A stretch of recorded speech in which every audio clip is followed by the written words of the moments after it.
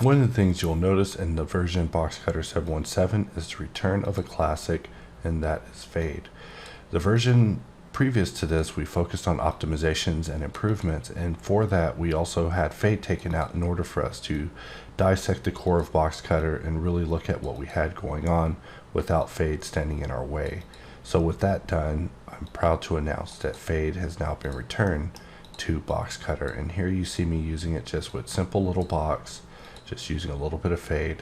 And with the return of fade, this also means that if we were to change our sound to something like 133, we also have the return of sound effects. So sound effects, just one of those classics that's a hoot to play with.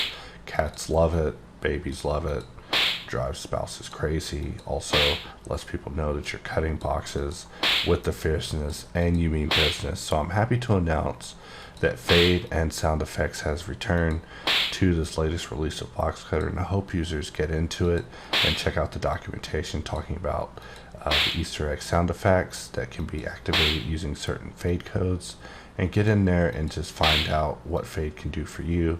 Fade comes in handy for all sorts of things, ranging from just like you see here, just performing cuts, but also performing repeats is very nice whenever it comes to using fade. I'll double click and try to perform a repeat, and we see that repeat's giving us a little bit of trouble in this case, but even the act of performing a laser cut is accentuated by having fade work in this version. So this is something that I am proud to announce for the release of BoxCutter 717.